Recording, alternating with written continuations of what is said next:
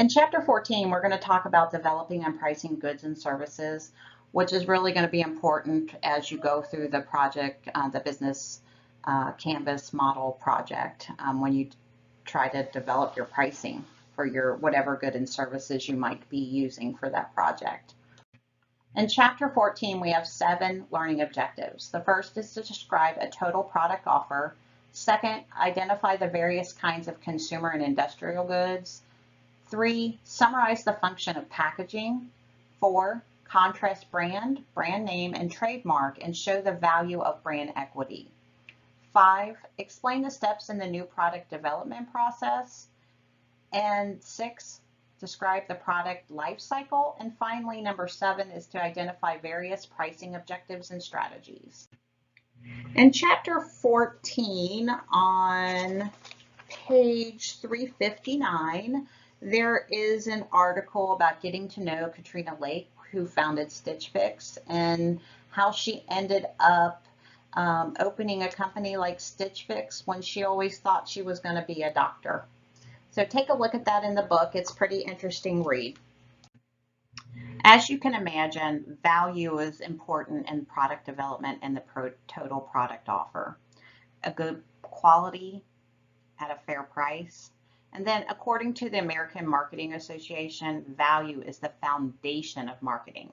There's got to be some kind of value to get a consumer to buy your product. Adapting products to new market is an ongoing challenge because as technology is changing, new markets are created. Product development is key activity to any modern business and to the long-term success and survival of any business. This slide profiles some of the goods and services people do not eliminate when they lose a job or money is tight. So we've got internet service, cell phone service, discount apparel, haircuts, and coloring, and fast food. Why do you think that these are the items that consumers won't give up or are considered maybe untouchable? What items do you consider to be untouchable and why? This slide profiles some of the goods and services that people consider to be expendable when they lose a job or money is tight. They're luxury handbags, satellite radio, cable television, specialty apparel, high-end cosmetics, and spa treatments. Why do you think that the items listed on the slide are expendable? For me, it's not necessary. To where on the previous screen, you think about internet.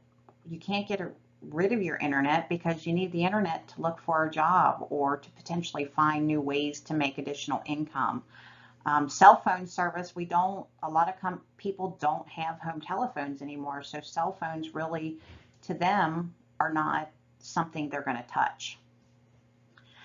So think about some of the items that you might consider to be expendable outside of what's listed here, and think about why.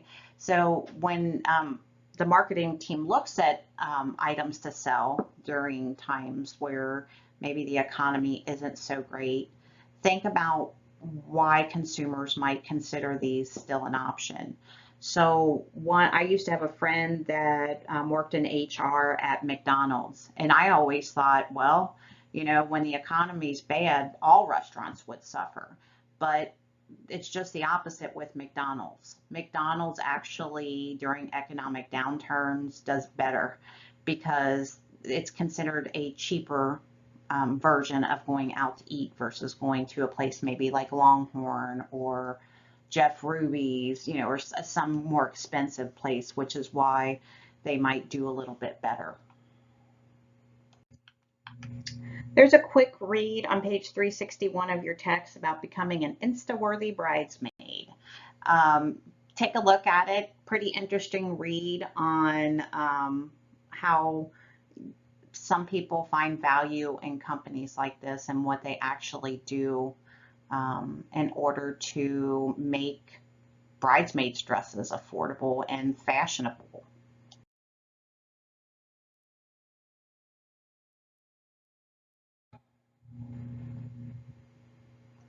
Let's think about product development and the total product offered. Developing a total product offer includes tangible as well as intangible benefits. So the total product offer is everything that consumers evaluate when deciding to buy your product or anything for that matter. Products are evaluated by dimensions, both tangible and non-tangible, like we talked about. And then marketers must think like and talk like consumers in order to find out what's important. A figure 14.1, which is, there's a bigger version in your text on page 362, represents a product and how it can be divided into physical and the total product. Marketing managers must take the physical and add value to create a total product offer. So as you can see in the middle, it starts with guarantee, speed of delivery, image creating by advertising, and then over in the little green area, reputation of the producer. And then it goes even farther out to look at internet access, convenience, buyers' past experiences, price, service, etc., just so you can see what all goes into those potential components of one total product offer.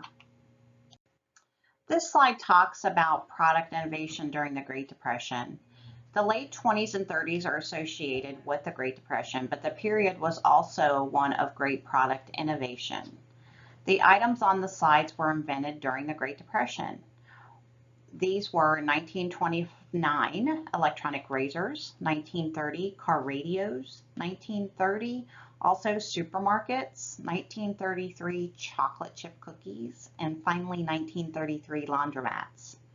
Why do you think these items were developed during a time when most Americans had very little discretionary income? Think about some of the things that may have inspired people to develop these products. So no discretionary income, but some of the small things or things that are needed, like cleaning your clothes. So back then, was cleaning your clothes considered to be discretionary? So maybe that's why laundromats were discovered or invented.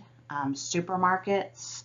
When I think about supermarkets, I think of organizations or chains that are able to have higher buying power, which results in lower costs to the consumer most of the time. Some of the smaller chains don't necessarily give those cost savings back because they don't get them because less buying. But just think about that when you're developing or working through your project that's due in a few weeks. This slide shows that companies that innovate and create new products don't always remain the market leaders. While Apple did not introduce cell phones, video recorders, or game players, it has become the market leader by listening to the consumer and improving these products to meet consumer wants and needs. So let's look at this list. So we start at the starter, who started PlayStation. PlayStation were replaced by the Wii, and then the replacer's replacement, PlayStation came back with a new improved that replaced the Wii. Also, let's talk about, this is a big one, Polaroid, which many of you may not even know what it is. It used to be an instant camera, which was replaced by a Canon PowerShot, and then eventually by our smartphones, our iPhones, our other types of phones that you can instantly take pictures. You don't necessarily print out pictures anymore. Another big one is the shop around the corner that was replaced by Borders. And then finally, Amazon. A lot of people don't go out personally and buy products anymore. They just order it on Amazon. It's quicker, it takes less of your time, and you can find it really quickly to where you might have to go to several different shops in order to find it. Next, we're going to talk about product lines and product mix.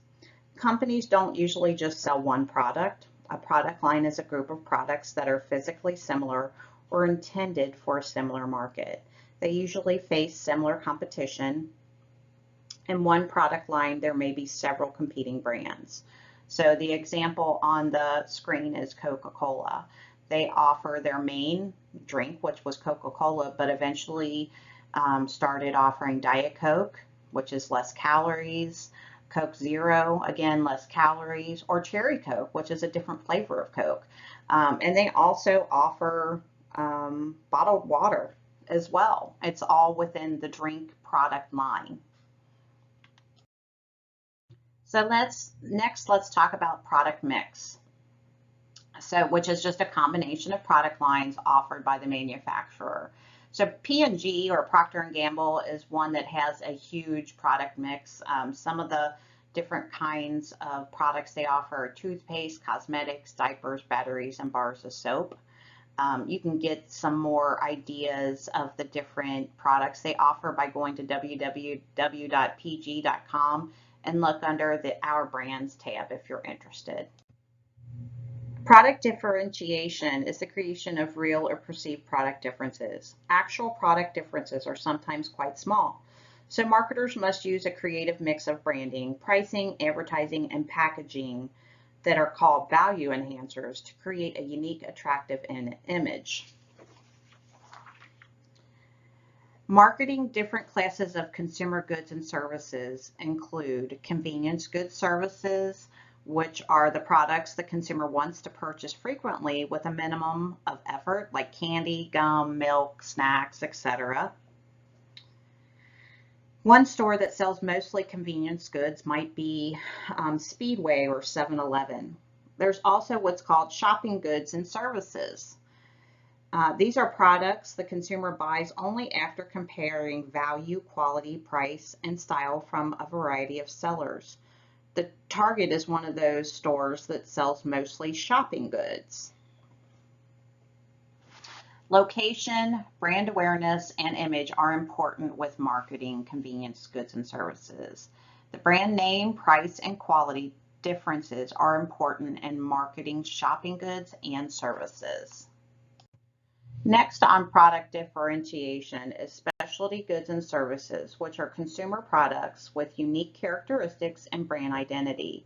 Because consumers perceive that specialty goods have no reasonable substitute, they put forth that special effort to purchase them. Some of the areas that are considered examples of specialty goods and services are fine watches, expensive wine, designer clothes, and jewelry. And then finally, there's what's called unsought goods and services, which are products consumers are aware of, haven't necessarily thought of buying, or simply find the need to solve an unexpected problem.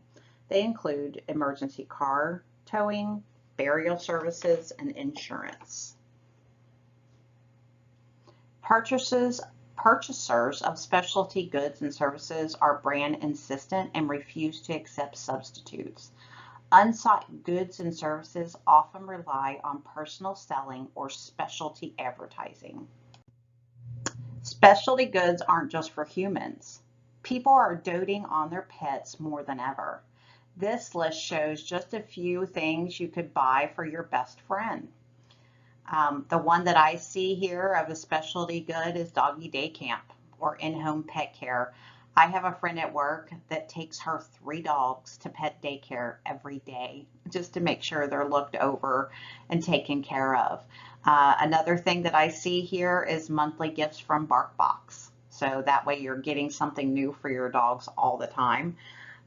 Spoiling them and making sure they know that they are their best friend. So these are just some examples of other specialty goods that aren't for the human consumer, but yet the four-legged consumer.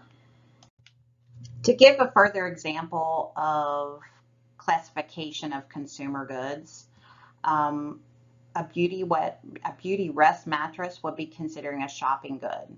A Honda Accord, a car, would be considered a shopping good. A Big Mac at McDonald's would be considered a convenience good. A Rolls-Royce automobile, or maybe even I'm trying to think, I can't think of any other real automobiles that might fit this classification, are considered a specialty good. Oreo cookies are a convenience good. And finally, a Harvard University degree is a specialty good. Not all successful products necessarily make sense. take example on the slide, a product of a pet rock. So this was initially introduced for $3.95. You could buy that gift wrap rock with eyes and a training manual. Seriously, you could make that pet rock. So other things are the Garbage Pail Kids, which were trading cards. There's mood rings that are pretty popular, especially with younger kids. And then the Chia Pet, which is that it's like a, I don't even know how to describe it other than it being what the slide says. It's an animal shaped clay figure that grows sprouts, but they typically mold those into different animals or people. And I think at one point even President Obama had a Chia Pet that was made for him. So think about some other odd products that were successful or unsuccessful. And you might be able to apply those to your current product that's going on. It doesn't necessarily have to be something that makes sense, but people will buy. And I think over time, you'll probably see some of the stupidest items and think, why didn't I think of that? But if you want more examples of odd products, you can go to www.businessadministration.org/blog/15 ridiculous products that actually sell. There are many products that might be considered to be a consumer versus industrial good. An example of those would be your personal computer. Sometimes it's used with business and sometimes it's used for personal uses. So think about what the difference is and how the good is classified, and think of other items that might be multi-purpose or just consumer or industrial and why the reasons are there that make them one type of good versus the other. Industrial goods, also known as the B2B goods that we've talked about previously, are products used in the production of other products. They are sold business to business market, B2B. Some products can be both consumer and industrial goods, like we talked about in the last slide. As a consumer good, a computer might be sold through electronic stores or configured by end user online. Most of the promotion would be advertising. As an industrial good, personal computers are more likely to be sold through salespeople or online. Advertising is less a factor when selling industrial goods. Thus, you can see that classifying goods by user category helps marketers determine the proper marketing mix. This slide is figure 14.2 in your text on page 366. So if you want to look at it a little bit more in depth, that's fine. It starts out by showing your goods and services at the top, and then it shows on one side what might be considered consumer goods or services versus industrial goods and services. So on the consumer side, you're seeing convenience, shopping, specialty, unsought products. But then on the industrial side, you're seeing production goods, things that help companies produce other goods or support goods. And then it goes on to show from an industrial side even further the raw materials that lead into production goods, component parts, or other materials. From a support goods perspective, you've got installation, accessories, supplies, and service, which is maintenance and repair. Let's review. What value enhancers may be included in a total product offer? Some value enhancers that may be included in the total product offering include brand name, warranty, service, store surroundings, and speed of delivery. What's the difference between a product line and a product mix? A product line refers to a group of products that are physically similar or intended for a similar market, like we talked about Coca-Cola and the different types of Coca-Cola or the water products that they offer. These products may face similar competition. The product mix is the total of the product lines offered by a particular company, like Procter & Gamble that we talked about. Name the 4 classes of consumer goods and services and give examples of each. The 4 classes of consumer goods and services include convenience goods and services like candy, gum, or milk, Shopping goods and services include clothes, shoes, and appliances. Specialty goods and services might be fur coats, imported chocolate, business consultants, luxury cars. And finally, unsought goods and services, which are burial services, insurance, emergency drain cleaning. And finally, describe 3 different types of industrial goods. Installations consist of major capital equipment such as factories and heavy machinery. Capital items are expensive products that last a long time. Accessory equipment consists of capital items that are not quite as long-lasting or expensive as installations and include computers, copy machines, and other various tools. We've said that consumers evaluate many aspects of a total product offer, including the brand. It's surprising how important packaging can be in such evaluations of various goods. Many companies have used packaging to change and improve the basic product. We have squeezable ketchup bottles that stand upside down, square paint cans with screw tops, and integrated handles, plastic bottles for motor oil that eliminate the need for funnels, single-use packets of spices, and so forth. Another interesting trend is packaging designed to evoke emotions by prompting customers to think of homemade treats. Good packaging can also make a product more attractive to retailers.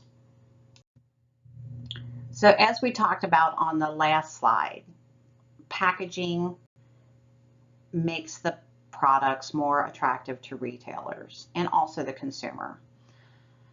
So the key functions of packaging are to attract a buyer's attention, protect the goods inside, be tamper-proof or deter theft, be easy to open or use, describe and give information about the contents, explain the products or service benefits, provide warning or warranty information, and give an indication of price, value, and uses.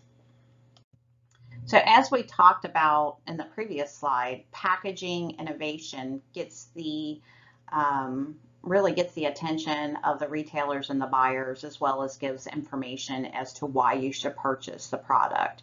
So for instance, an example of how a company might make things look better might be on a snack box, put these fruits that are on the slides just to get people's attention to where the packaging on another product might not have anything but words. So the color in this one is going to make the packaging a little bit more interesting. Can you think of any other food brands that use interesting packaging in order to get the attention of both the retailer and the consumer? The growing importance of packaging is important aspects of the product offer, but today it's carrying more of a promotional burden than in the past. Many products once sold by salespersons are now in self-service outlets, and the package has acquired more sales responsibility. The Fair Packaging and Labeling Act was passed to give consumers much more quantity and value information on product packaging. The FDA recently changed its requirements for the nutrition labels on food products. In addition to the serving size nutrition facts, there's now a breakdown of nutritional value of the entire package. Focus was also put on vitamin D, potassium, and the different types of fat in the product. Proper labeling of food products has been a source of confusion for many Americans. Not all we read on packaging may be quite what it seems. Packaging may make use of strategy called bundling, which combines goods and services for a single price. An example of this is Icelandair has bundled layover tours with an Icelandair employee stopover buddy in its total product offer. In the incredibly popular program, transatlantic passengers can opt to spend their layover seeing the flights of a city instead of just sitting in the airport. Another way you see bundling is in financial institutions where they're offering everything from financial advice to purchasing insurance, stocks and bonds, etc. On page 368 of the text, there is a article about ethical decisions and the facts of nutrition labels. So as we noted in the last slide, the FDA did pass an act that says that more nutritional information has to be on the label. So you might want to take a look at that. It's a quick read if you're interested. Next, let's talk about branding and brand equity. A brand is a name, symbol, or design that identifies the goods or services of one seller or group of sellers and distinguishes them from others and the competitors. The word brand includes practically all means of identifying a product. A brand name consists of word, letter, or group of words or letters that differentiates one seller's goods and services from those of its competitors. Brand names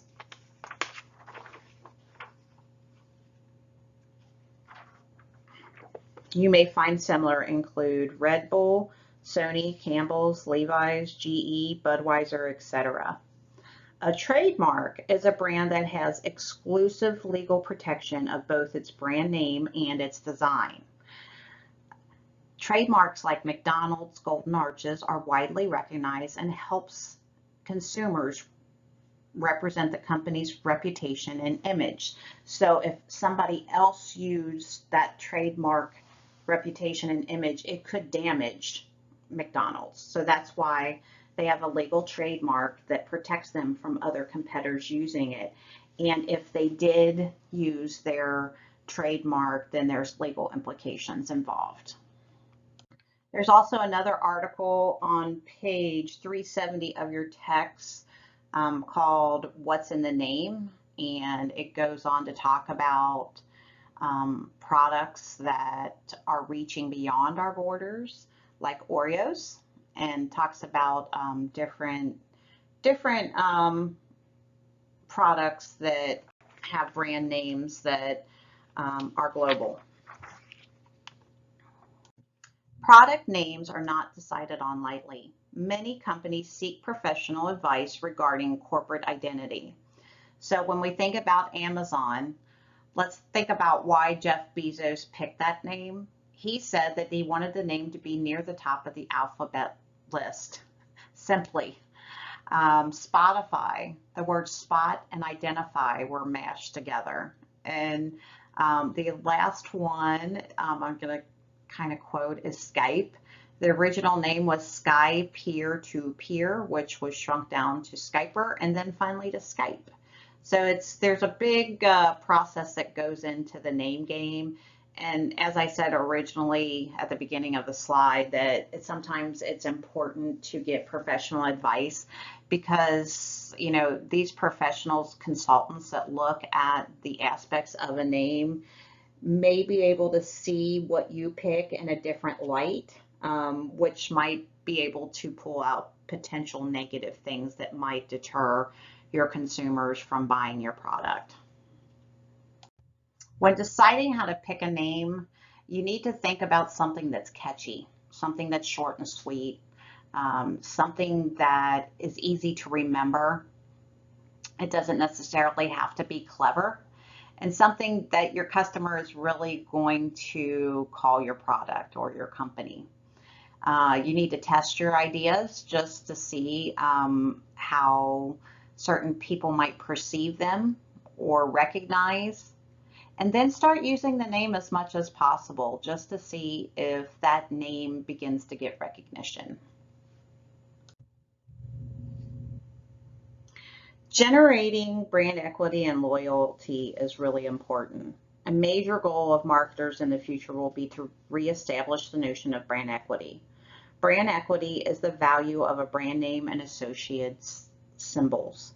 Usually a company cannot know the value of its brand until it sells it to another company. Brand names with high reported brand equity includes Reynolds Wrap, Ziploc food bags, etc. Think about what might be the most important brand of today. For some people, it might be Apple. The core of brand equity is brand loyalty, the degree of which customers are satisfied. Brand awareness refers to how quickly or easily a given brand name comes to mind.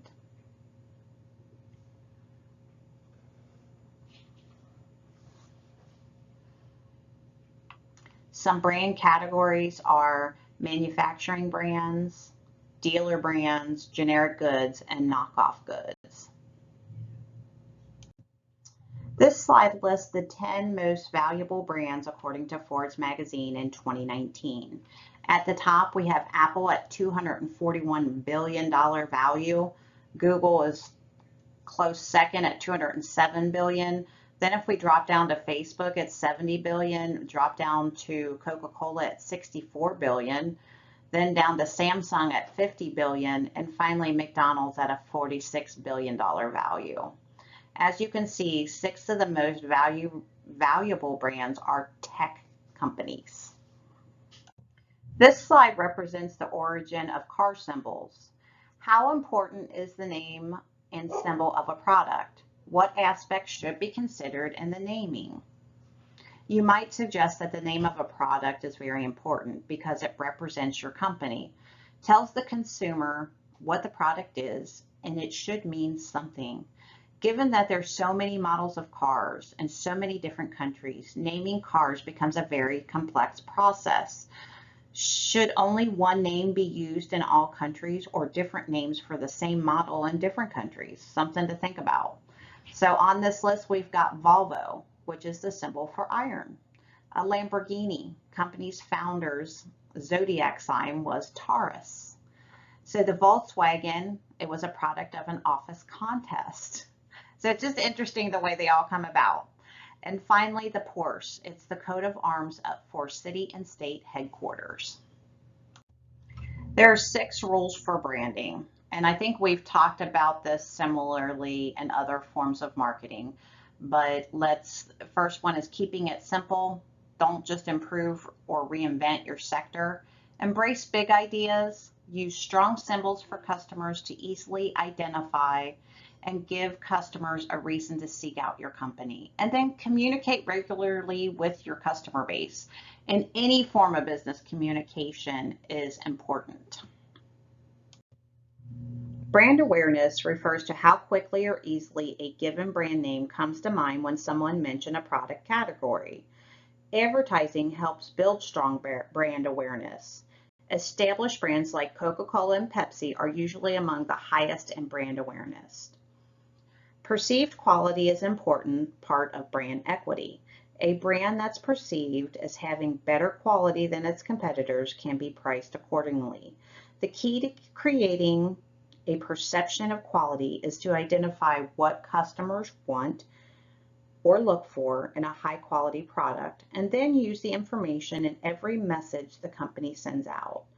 Factors influencing the perception of quality include price, appearance, and reputation. Consumers often develop brand preference, that is, they prefer one brand over another because of such cues. When consumers reach the point of brand insistence, the product becomes a specialty good. For example, consumers must insist that Goodyear tires are only ones that are good for their cars. Creating brand associations is the name, symbol, and slogan a company uses can assist greatly in brand recognition for the company's product. Brand association is the linking of a brand to other favorable images like famous product users, a popular celebrity, or a particular geographic area.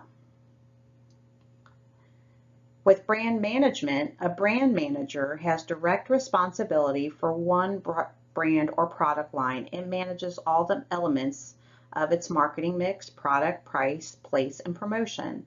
Thus, you might think the brand manager as the president of one product firm.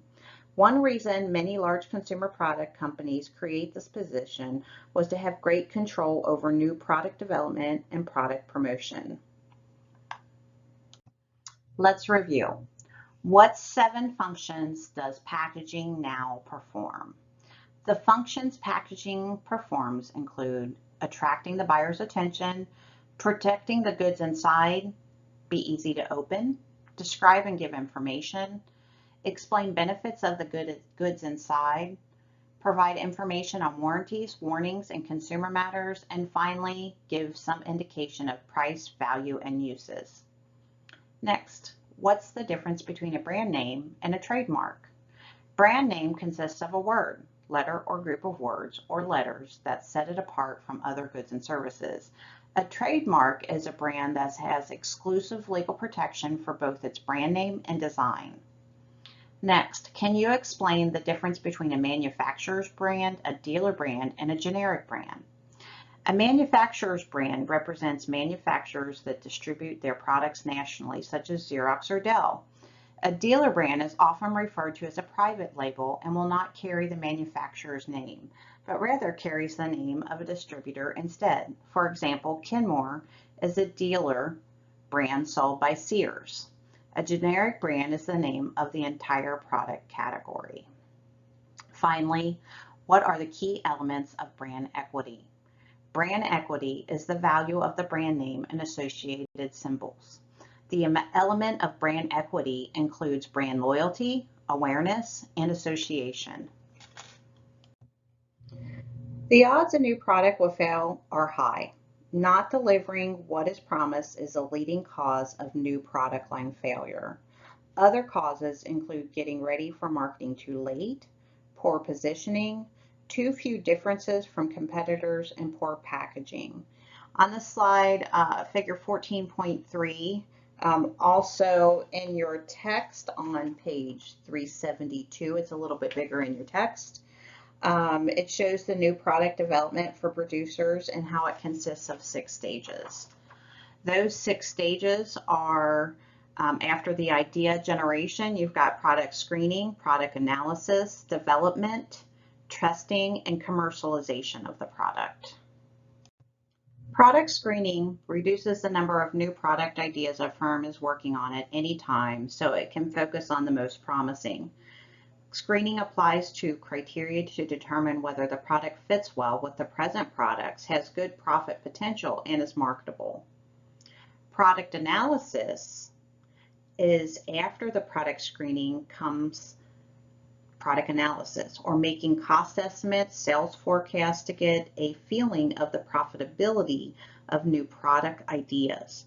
Products that don't meet the established criteria are withdrawn from further consideration. If a product passes the screening and analysis, the firm begins to develop it further, testing many different product concepts or alternatives. Concept testing is what would become next, which takes a product idea to consumers to test the reactions. After doing testing the reactions comes crowdsourcing, which is a newer tool companies can use to gather this information from consumers. Crowdsourcing platforms allows public to give their opinions of potential product companies may offer. Crowd favorites are often moved to the next step of the process. The firm tests samples using different packaging, branding, ingredients until a product emerges that's desirable from both production and marketing perspectives. Then comes commercialization. Even if a product tests well, it may take quite a while to achieve success in the market. Take the zipper, for example, the result of one of the longest development efforts on record for consumer products. After Whitcomb Judson received the first patents for his closing fastener in the 1890s, it took more than 15 years to perfect the product, and even then the consumers weren't really interested. The example of the zipper shows why the marketing effort must include commercialization, which includes promoting the product to distributors and retailers to get wide distribution, and developing strong advertising and sales campaigns to generate and maintain interest in the product among distributors and consumers. New products are now getting rapid exposure to global markets through commercialization online and social media. This list was created by Tony Fadell, developer of the iPod, and touches on what he learned while at Apple. Why do you think the elements on this slide, like building up slowly and designing for a single function, important? Do you want your products to be multifunctional or do one thing? So think about building up slowly, designing a single function, package it perfectly, and becoming a status symbol when you're working on your product or service for your project. So this is an interesting slide. It's called Same Products, Marry or Feel. Just because a product is loved and familiar does not mean it can't be fresh. Holiday versions of favorite items help grocery stores or other organizations sell in the strongest quarter, which is October to December. So let's think about Starbucks. During the holidays or different times of the year, they change the look of their cups to be more appealing or merrier. Oreo, enjoy candy cane flavored cookies while you trim your tree. Sounds a little gross to me, but you know, you can see how they try to rebrand to give people, you know, another reason to buy their products. Next, let's talk about the product life cycle. It's a model of what happens to sales and profits for a product class over time. So in the life cycle, the stages are introduction, growth, maturity, and decline. In figure 14.4, it shows the sales and profits during a product life cycle. As you can see, in the introduction phase, it's showing sales for all electric cars. And once you get to growth, how the lines go up higher for sales and lower. It'll go up a little bit for profit, but not quite as much as the maturity of smartphones or video cassette recorders. This is due to the increasing price competition. When profit and sales start to decline, it's time to come out with a new product or to remodel the old one to maintain interest and profits. Examples of product life cycle can give marketers valuable clues to successful promoting a product over time. Some products, like crayons and sidewalk chalk, have very long product life cycles, change very little, and never seem to go into decline. Crayola has been successful selling crayons for 130 years. Mattel Barbie is over 60 years old, is gearing up for another makeover. How long do you think popular virtual reality games will last? When using the product life cycle, different stages of the product cycle call for different marketing strategies. As you can see in figure 14.5, it outlines the marketing mix decisions you might make as you go through the product life cycle. As you go through the figure, you'll see that each stage calls for multiple marketing mix changes. Remember, these concepts are largely theoretical and you should use them only as guidelines. We'll discuss more about price strategy a little bit later in the chapter.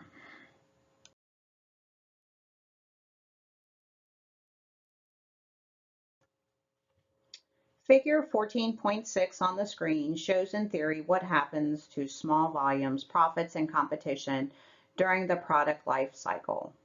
Compare it to the figure 14.4. Both figures show that a product at the mature stage may reach the top in sales growth while profit is decreasing. At that stage, a marketing manager may decide to create a new image for the product to start a new growth cycle. Let's review. What are the 6 steps in the new product development process? The 6 steps in the new product development process are ideas generation, development, product screening, testing, product analysis, and finally commercialization. Next, what is the difference between product screening and product analysis? During the product screening process, the number of new product ideas a firm is working on is reduced so that it may focus on the most promising ideas. During the product analysis, it occurs after screening and involves making cost estimates and sales forecasts to get a feeling of the profitability of the new product ideas. Number 3, what are the 2 steps in commercialization?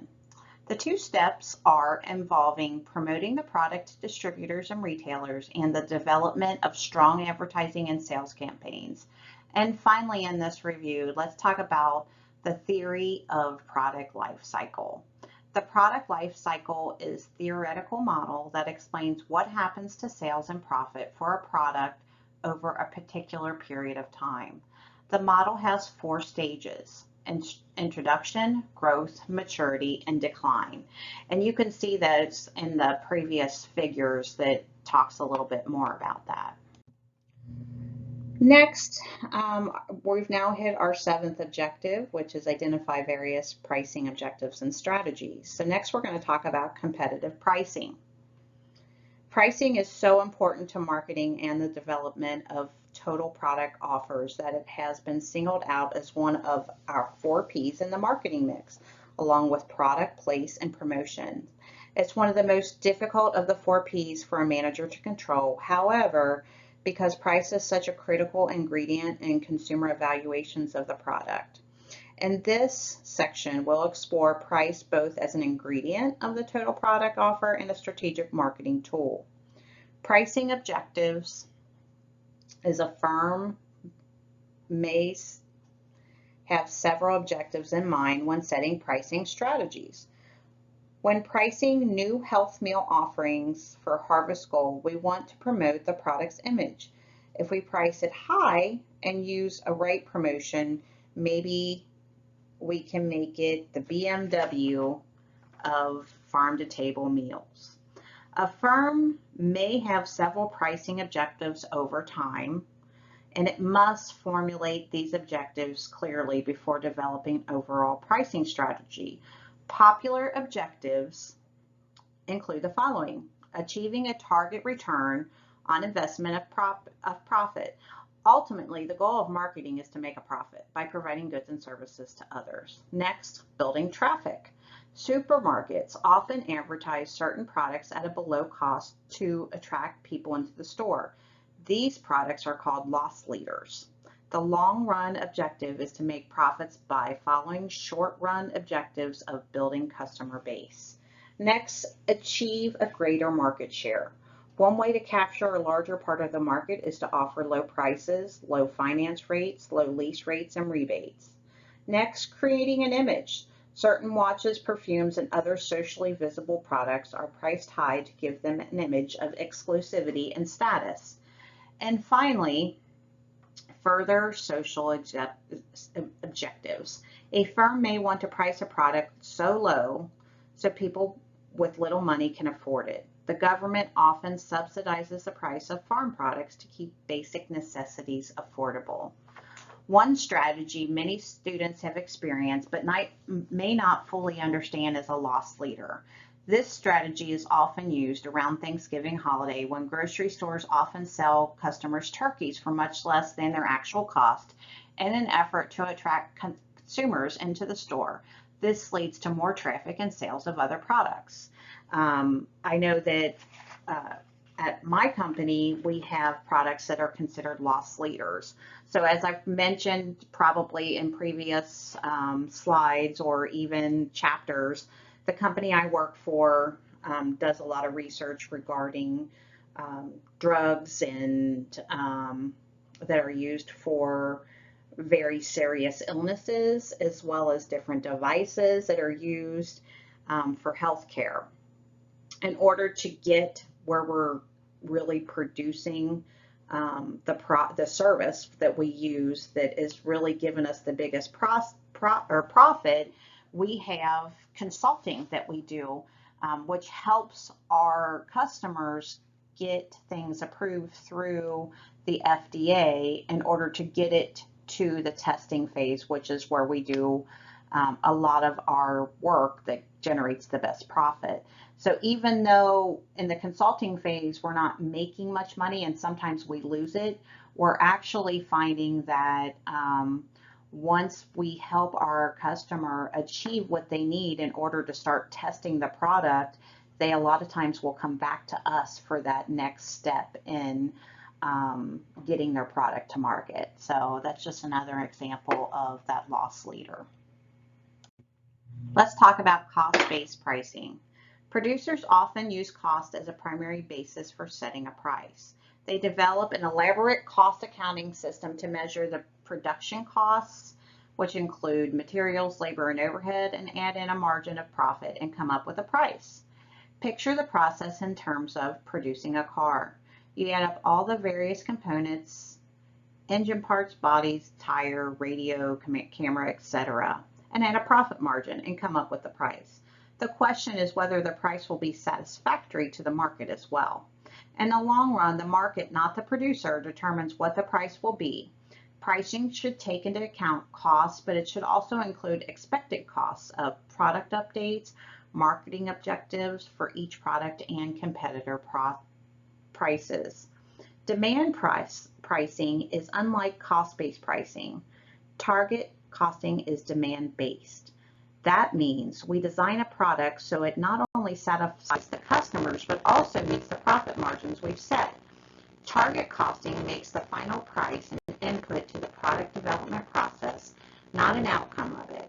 Your first estimate, the selling price people would be willing to pay for a product, and then subtract out your desired profit margin. The result is your target cost of production, or what you can spend to profitably produce the item. This slide represents pricing strategy, basically meaning all the different ways that marketers can appear to the shopper's desire. So in this slide, you can see the big orange dot, and it says, why are you window shopping? There's a sale inside. So basically what the strategy is to bring somebody inside.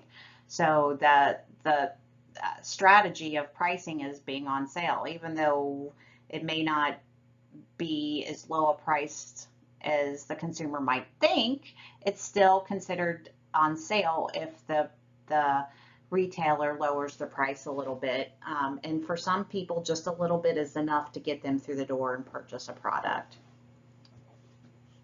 So the question is, do you think that online retailers adopt different pricing strategies than the brick and mortar type? Next, let's talk about competition-based pricing. Competition-based pricing is a strategy based on what all the other competitors are doing. The price can be at above or below your competitor's price. Pricing depends on customer loyalty, perceived differences, and competitive client. Price leadership is the strategy by which one or more dominant firms set pricing practices all competitors in an industry follow. You may want to notice that practice among oil companies and some fast food companies follow that price leadership. When we think about competitive pricing, we also want to think about an analysis called the break-even analysis. It's used to determine the profitability at various levels of sales. So the first is the break-even, where all the revenue equals the cost, so there's no profit at all. Next is your fixed costs. So those are all the expenses that will remain the same no matter how many of the products are sold. And then we have variable costs that change according to the level of production.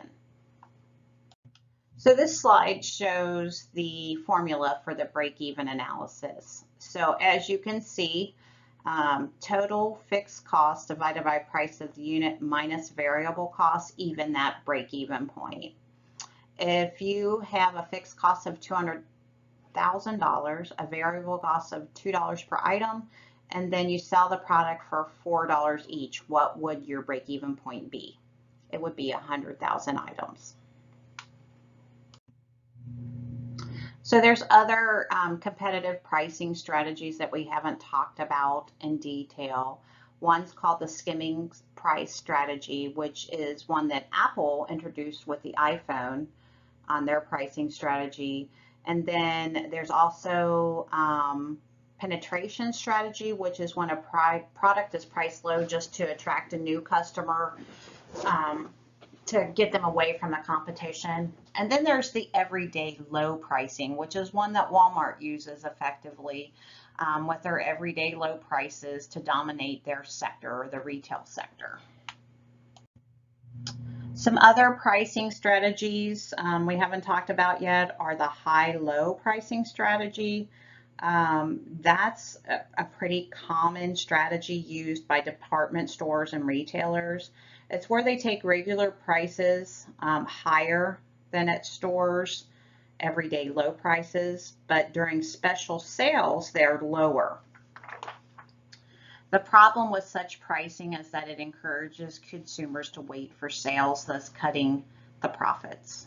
There's also what's called psychological pricing, meaning pricing goods and services at price points that make the product appear less expensive than it really is.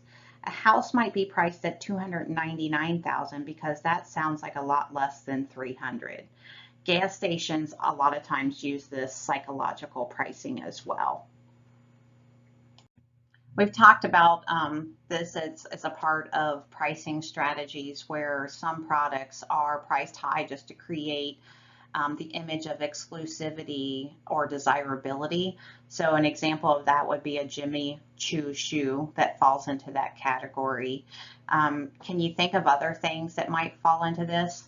Other areas I can think of are purses or handbags, where we have the Michael Kors or Kate Spade and things like that that fall into those categories. I mean, you can also think about cars, the BMW, Lexus, etc. Let's talk about how market forces affect pricing. Recognizing that different consumers may be willing to pay different prices, marketers sometimes price on the basis of consumer demand rather than cost or some other calculations. That's called demand-oriented pricing. And you can observe it in a movie theater with low rates for children and drugstores with discounts for senior citizens. Today, most consumers compare prices of goods and services online, leading to more price competition. Non-price competition likely to increase, which we'll talk about in the next slide. Non-price competition is where marketers often compete on product attributes other than price. You may have noted that price differences are small for products like gasoline, candy bars, or even major products like compact cars and private colleges. You won't typically see price as a major promotional appeal on a television. Instead, marketers tend to stress product images and consumer benefits such as comfort, style, and convenience and durability, as well as accompanying services for those products. Let's review. Can you list 2 short-term and 2 long-term pricing objectives? Can the 2 be compatible?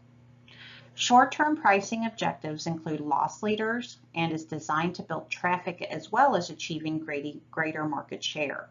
Long-term pricing objectives include achieving a target return on investment and creating a certain image. It is important that marketing managers set pricing objectives in context of other marketing decisions, since the price objectives may differ greatly. Next, what are the limitations of a cost-based pricing strategy? The limit of a cost-based pricing strategy is that in the long run, it's not the producer that establishes price, but rather the marketplace. To effectively establish price, the producer must take into account competitor prices, marketing objectives, actual costs, and the expected cost of product updates. And finally, what is psychological pricing? Psychological pricing involves setting the price of goods or services at price points that make the product appear less expensive. For example, a TV may be priced at $999, so it sounds less expensive than $1,000. Other areas where we see this is with gas stations. So we might see gas go above $4 a gallon, but and may not buy gas until it comes down below $4 a gallon, even though it might be only $3.99. It's just that 1 penny that pushes the consumer to go ahead and make the purchase.